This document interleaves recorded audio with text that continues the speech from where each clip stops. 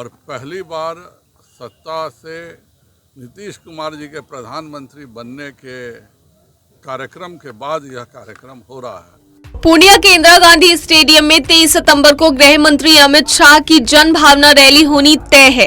जन भावना रैली को लेकर राज्य से लेकर केंद्रीय मंत्री तक अभी से सभा स्थल का मुआवजा कर रहे हैं। वहीं भाजपा प्रदेश अध्यक्ष संजय जायसवाल ने नीतीश कुमार को प्रधानमंत्री बता दिया। पूर्णिया में गृह मंत्री के होने वाले कार्यक्रम में समीक्षा के दौरान पत्रकारों के द्वारा पूछे गए सवालों पर उन्होंने जवाब दिया। आगे उन्होंने कहा कि सत्ता परिवर्तन मुख्यमंत्री नीतीश कुमार के बनने के बाद यह सभा सीमांचल में काफी चैलेंज भरा है, जिसे पहली बार गृह मंत्री अनुभव करेंगे। उन्होंने कहा भाजपा के कारण ही बिहार में जदयू को सीटें मिली हैं, लेकिन अब की बार सभी सीटों पर भाजपा का कब्जा होगा। भारतीय जनता पार्टी लगातार अपने कार्यक्रम करते रहती है और उसी के तहत पहले आरा में हुआ था, पटना में हुआ और इस बार पूर्णिया में हो रहा है।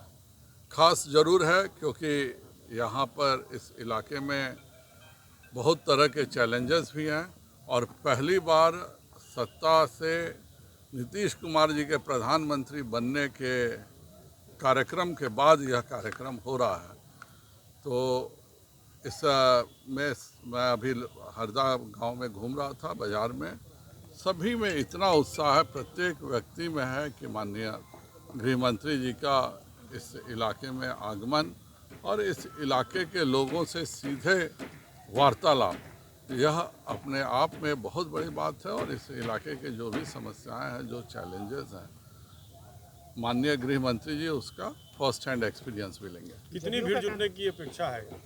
संख्या हम नहीं बताते हैं, संख्या कोई ऐसा होता भी नहीं है, लेकिन जो मैं उत्साह देख रहा हूँ इसमें कोई शक नहीं है कि 1.5 से 2 लाख से ऊपर लोग आएंगे। सर, ये जदयू का कहना है कि इससे धार्मिक उन्माद पैदा होगा, जो विषमताएं पैदा होगी। उनकी इतनी घटिया मानसिकता है जिसका कोई हिसाब नहीं है। कटिहार से लगातार हमारे सांसद रहे हैं, पूर्णिया से लगातार हमारे सांसद रहे हैं, अररिया से लगातार हमारे सांसद रहे हैं, एक किशनगंज से भी मैं हमारे अटल जी के ज़माने में एक बार सांसद रहे हैं। और यह इलाका भारतीय जनता पार्टी का इलाका है। दयावश हम सीटें देते रहे हैं और हमारे दया के कारण उनके सांसद बन गए हैं। तो इस बार उनको भी पता चल जाएगा। हम तो 36 सीट पर कम से कम जीतेंगे, लेकिन जदयू का खाता बिहार में खुलेगा कि नहीं, इसमें भी उनकी शंका है।